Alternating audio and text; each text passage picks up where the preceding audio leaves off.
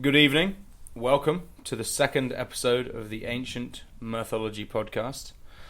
I am your ever-present stalwart host, now veteran of 2 episodes. 2.5 if you count the one we just fucked up. And my name is Max, and joined by my co-host, and also brother from the same mother, George. Hello everybody. Presumptuous. Close friends. I thought you meant that it was presumptuous that we were brothers from the same mother, and No. we do look nothing alike, so that is probably also presumptuous. No, just, Sorry, Mum. everybody. Sorry, Mum. Anyway, so we had a lot of great feedback from the first episode. We really appreciate that. George is sitting a lot closer to the microphone this time around, which is good.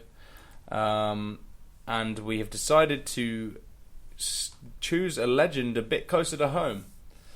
Even if the Brexit goes ahead, this will still be a worthy legend of choice because it is homegrown. This is some homegrown talent, this myth. Okay. George is excited about it. I'm very excited about it. I'm excited about it. And the myth is called A Ride with the Devil. So, the myth is based in Ramworth, which is a town in Norfolk. The myth is based around the 1770s. And essentially it is about a man... Not that long ago, actually, for a myth. No.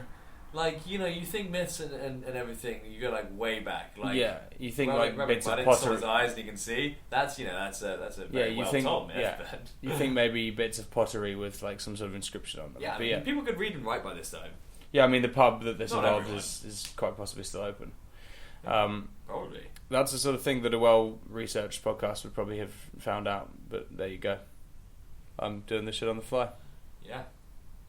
And if you have any issues with that, you can scroll back up to the clause where we talked about the learning difficulties, and you can go and fuck yourself. So, Colonel Thomas Sidney lived at the Old Hall, Ramworth, in Norfolk. The man was a bully and a drunkard, as well as being a colonel. We don't know whether he had simply referred to himself as a colonel, or whether he was indeed a decorated military man. But the man loved to hunt, and also loved to be the best at everything.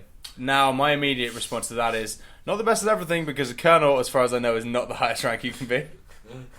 Why don't you call yourself General Thomas Sidney? Yeah, and I've also got to... I lived at the Old Hall? Ramworth's not the best town. Oh, man. What about the fact that he's a openly drunken colonel? Yeah, that's a concern. Do you get to colonel at that stage by just being like, oh, this guy is definitely unfit for the front line. Go stand behind us. Just go fuck yourself over there somewhere. Well, I'm assuming he's probably pretty bummed out. Maybe the reason this guy's such a bully is because he's bummed out that he didn't get given like a sweet retirement position that a lot of colonels get, perhaps like Colonel Mustard, for instance, immortalised as a potential villain. Colonel Sanders, Yeah. a chicken-related villain. Yeah. Pretty good job for a colonel, though. You know, like, I'm done with war. I know chicken. Yeah. Well, anyway, he was rewarded with that. This colonel, unfortunately, became a bully. Okay. And he spent his days, I'm assuming, laughing at the peasantry, and loving a good hunt, and, as we know, being the best at everything. So, when he used to go on his long rides, it was said that the colonel loved nothing more than riding out ahead of everyone else on his steed, a magnificent steed, very fast horse. Now, it was one of the days where the colonel was riding out in front of everyone, and I'm imagining that it's like one of those videos where you have one of these like guys who's a martial arts instructor and everyone's kind of in on it, and he thinks he's this amazing god who can just throw people on the floor with powers, but they're all kind of in on it, and then one day some guy comes in and just beats the shit out of him from the street. Yeah. And it's just like this horrible crushing thing because his belief is just torn apart. But also, I want to know, one day, you know, he goes out, and this particular day he goes out, you know, from a local's position, are they looking at this guy going, oh yay, the colonel's back, or are they like, what the fuck's going on over there? Let him ride out front again. Yeah. It's just easier. He's a drunk man on a horse with a sword. Let him do whatever the fuck he wants. Also, if you let him ride out in the front, it's just easier to pick up the flask he drops, and he gets real mad when he drops the flask. So just bear with him. So, because this colonel was a shit cunt, and he had to be the best at everything, at some point in 1770, he arranges a big grand hunt meeting. Now, again, I don't think he really wants to be the best at everything, because he arranges this hunt meeting but then only invites his neighbour, who may have been, of the same sort of wealth and stature as him, able to afford fancy race horses, but it may also have been the equivalent of like an F1 team inviting a kid from over the street who's got like some sort of sand buggy to join them. I like to imagine in a race. That when he says he invited everyone, really he just stood on the roof of his castle and his neighbour was in on the herd. You! Neighbour! Everybody! You can come round my house, gonna race some horses. Neighbour, take a minute away from your god-awful ugly wife and your disgusting little shit kids, and listen here, I've got a challenge for you. I will race you on horseback. I've got a horse. Well, I'll provide you with a shit horse, and you will race against my excellent horse. Understood? Oh, neighbour, I will shoot you if you don't. Oh, right, fine. When are we going to do it? Sometime in the morning. I'm not good on the horse in the afternoons. It's the lunch. I have a big hefty lunch. It really gets to me. It bogs me down. Bought. So, a lot of bought. The race attracted a lot of attention from the locals, a lot of whom had bad dealings with Colonel Thomas Sidney of Old Hall Ranworth, and really wanted to see him fail at something. So everyone came, paupers, the gentry, women, children, cattle, dogs, they were all there attending, and they wanted to see this colonel take a big, giant fall. The race was quickly underway. Dr. Dude's got like a plus 15.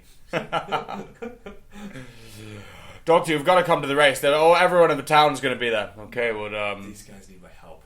Which guys? Oh, Jesus, you're worse than Noah. So, the race was quickly underway, and soon, the neighbour, on his shit steed, began to draw ahead of the colonel. I mean, the crowd are loving this. Everyone loves an underdog's tale. But obviously the colonel, being the competitive piece of shit that he is, can't deal with this. And right before he's about to lose the race, he pulls out his pistol and he shoots the neighbour's horse. Twist.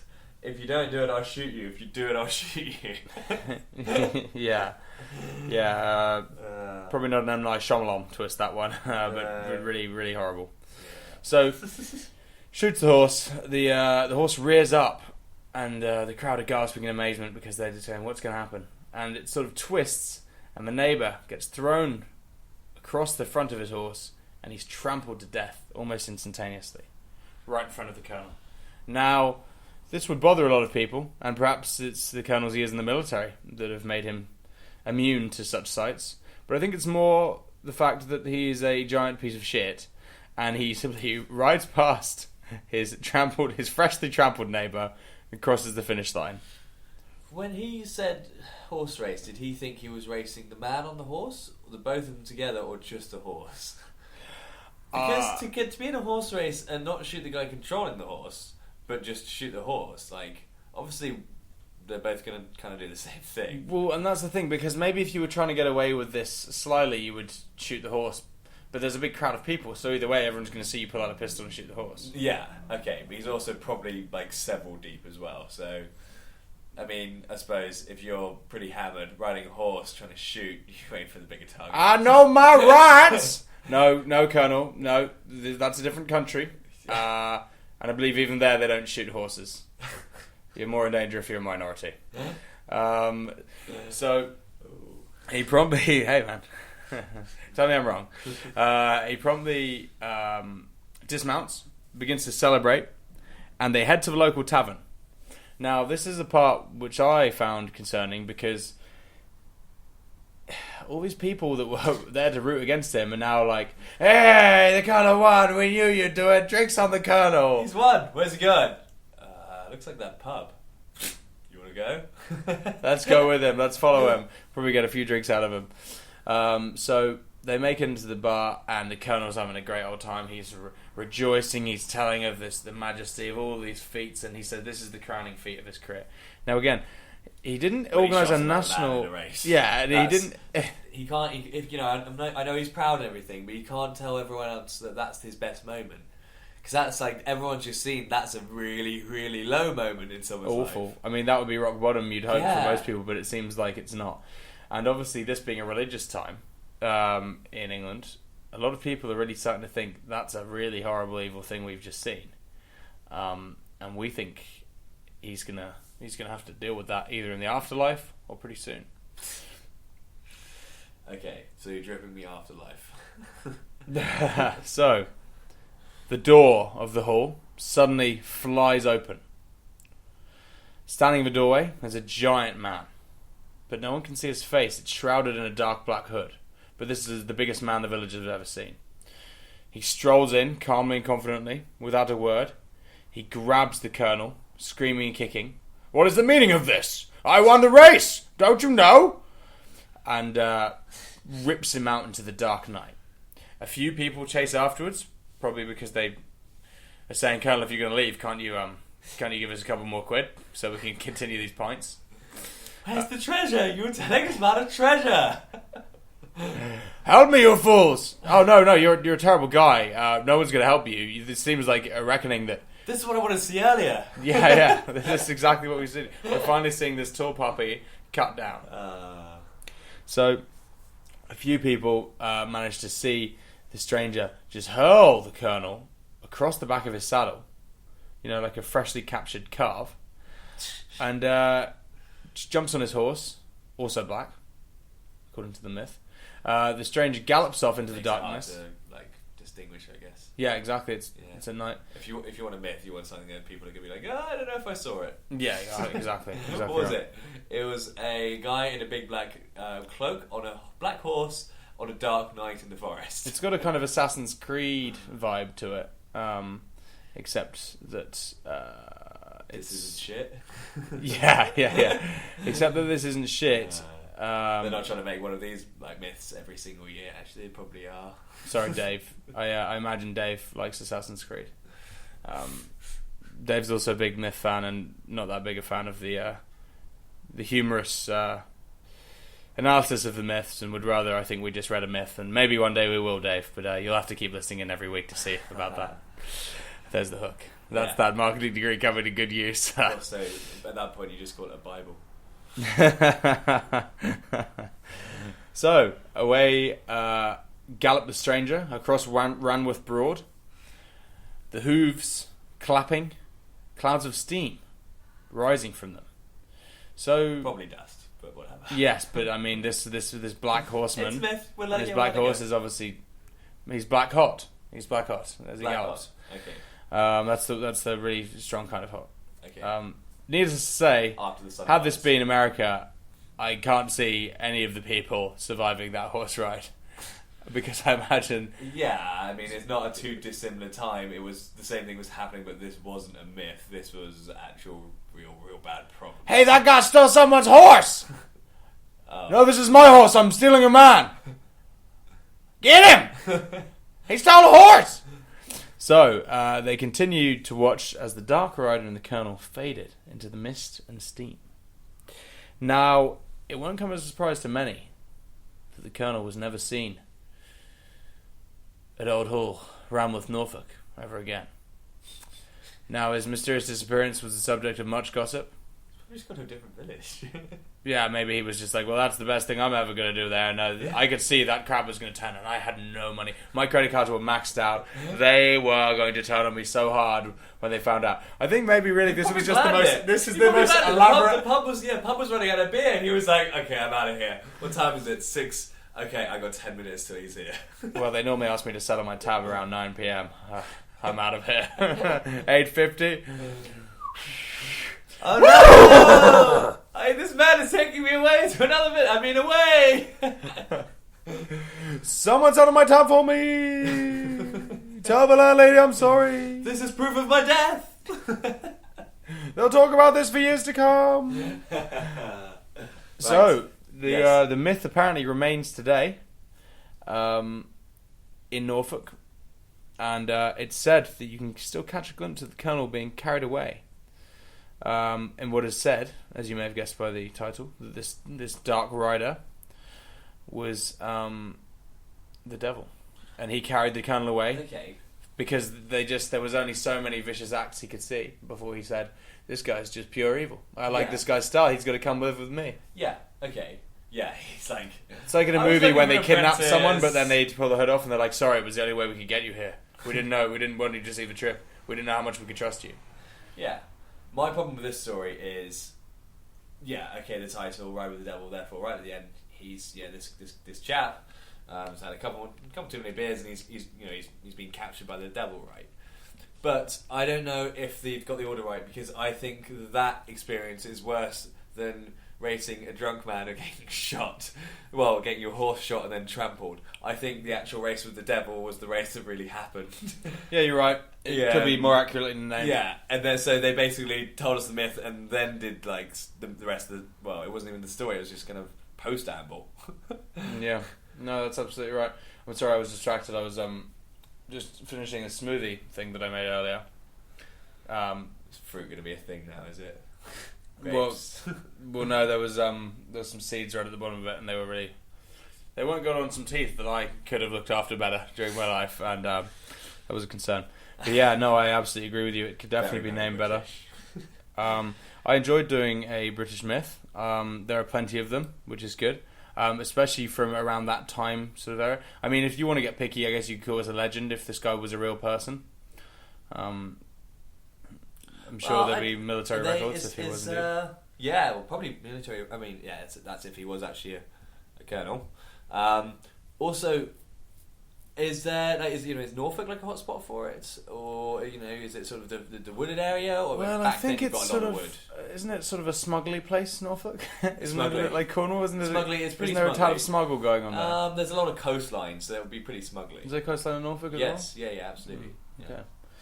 There you You go. get a boat there, you can normally smuggle. All right, well, I guess that was ride with the devil, was it? Yeah. Okay. A bit of a shorter episode this week, but we hope you enjoyed that. Please keep giving us as much feedback as we can.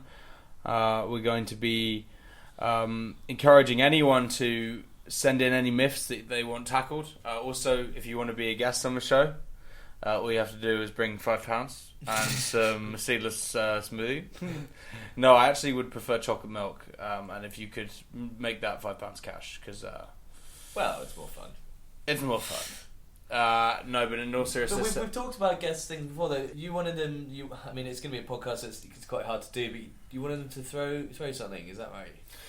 yeah. Well, we were gonna have guests throw a pineapple, and then at the beginning of the show, the £5 could cover that, I guess. yeah, exactly. And then the rest of the ingredients and the pina colada. and the chocolate milk, yeah, the pina coladas. But yeah, no, we were gonna have guests hurl a pineapple and sort of keep a running tally. And if the guests are popular and they enjoy their experience, then they can come back and see if they can beat themselves. Beat themselves. Cool. Well, I'm going to say again, in invitation of guests, we started with it, and I think we're going to finish with it in the same show. Presumptuous, but yeah, let's see. Yeah, so please let us know your thoughts. We hope you enjoyed this episode, and remember, never ride with the devil.